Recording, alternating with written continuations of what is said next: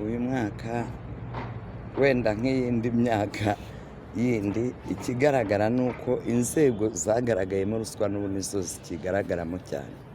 Ni ukuvuga abikorera, traffic police, twizeraga ko wenda kubera kamera ziri ku muhanda bizagabanuka, ariko ntabwo bigabanuka mu buryo bushimishije.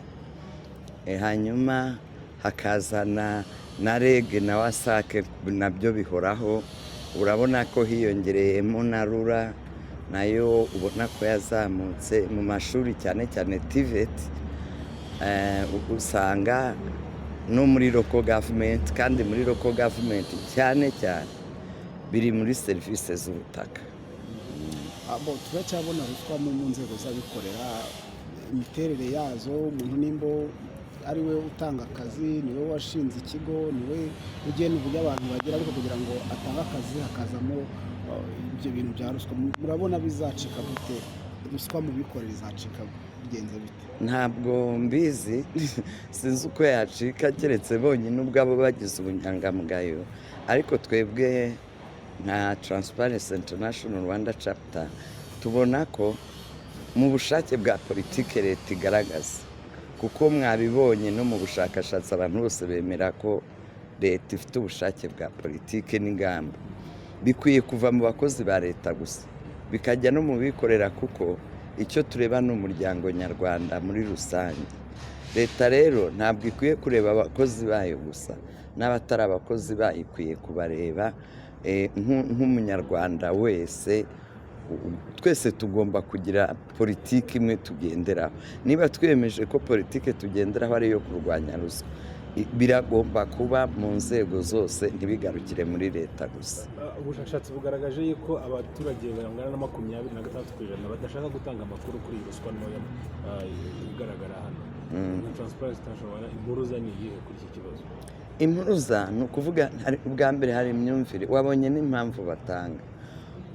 Bamwe bakakubwira ngo niyo nyitanze nta gikorwa. Ntiyibuke ko ruswa ntibayivuga mu magambo, ni icyaha. Icyaha cyose gisaba ibimenyetso simusiga kandi bifatika.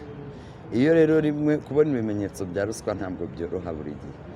Abaturage bagomba kumenya kujya bata mu mutego ababasaba ruswa kugira ngo bagire ibimenyetso simusiga. Hari abandi koko batanabyitaho, ushobora kuripotinga ntabikurikirane.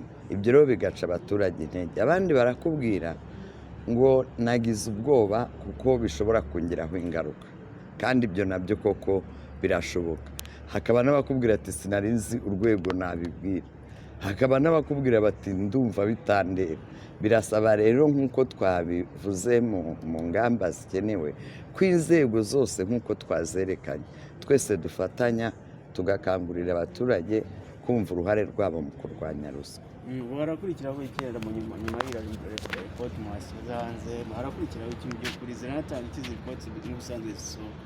Tube tuzikoresha ubuvugizi, ahasigaye abo tubukoraho bakamenya icyo gukora. Ngira ngo mwabonye inzego zose twatumiye, bariya bose ni ukugira ngo dufatanye kuri uru rugamba.